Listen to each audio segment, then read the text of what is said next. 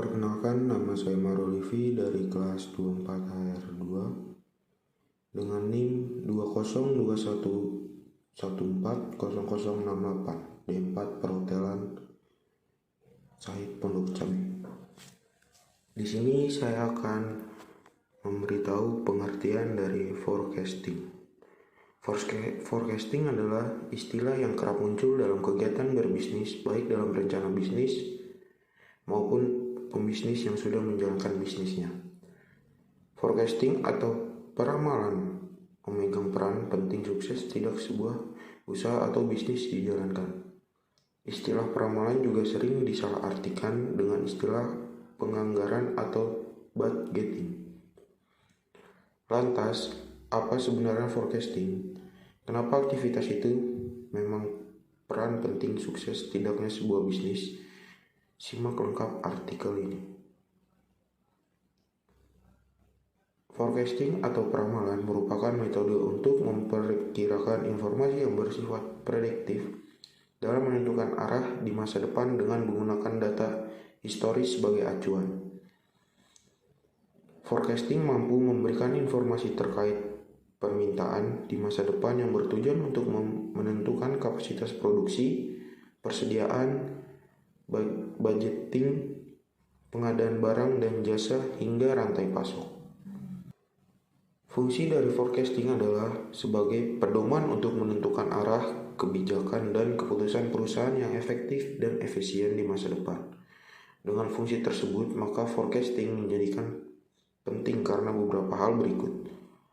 Hal pertama, sebagai kajian bagi kebijakan perusahaan yang berlaku pada saat ini, masa lalu, serta sejauh mana pengaruhnya di masa depan. Hal yang kedua, adanya time gap antara kebijakan dengan implementasinya. Yang ketiga, perusahaan memiliki acuan atau arah sehingga setiap kebijakan sejalan dengan tujuan perusahaan. Yang ketiga, memberikan solusi strategis apabila di masa depan menghadapi masalah yang berkaitan dengan bisnis. Yang kelima, permintaan selalu saja menghadapi anomali atau perubahan dan tentu bisa saja berbeda dari masa lalu dengan masa depan.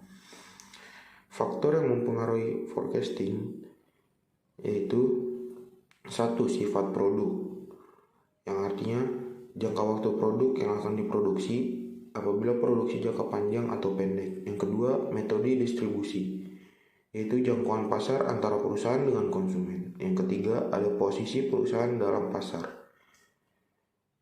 Perusahaan tersebut market leader atau penentang baru hanya ikut meramaikan pasar tersebut. Yang keempat, tingkat persaingan. Bagaimana posisi perusahaan dengan pesaingnya?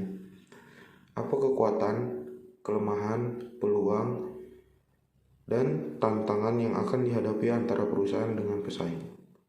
Yang kelima, data historis. Segala data kejadian yang berhubungan dengan perusahaan di masa lalu, biasanya data yang diambil setidaknya merupakan data perkembangan dari 5 tahun lalu. Ada beberapa jenis peramalan atau forecasting yang perlu Anda ketahui. Yang pertama, berdasarkan waktu. Metode peramalan atau forecasting berdasarkan waktu terjadi menjadi 3, yaitu peramalan jangka panjang, peramalan jangka menengah, dan peramalan jangka pendek. Dan yang kedua, berdasarkan fungsi dan tujuan.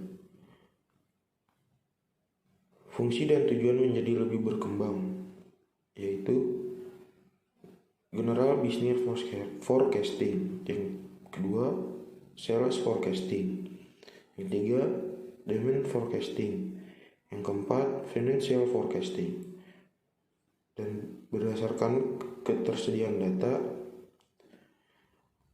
adapun jenis peramalan atau forecasting berdasarkan data sebagai berikut. Yang pertama, metode kualitatif. Yang kedua, metode kuantitatif.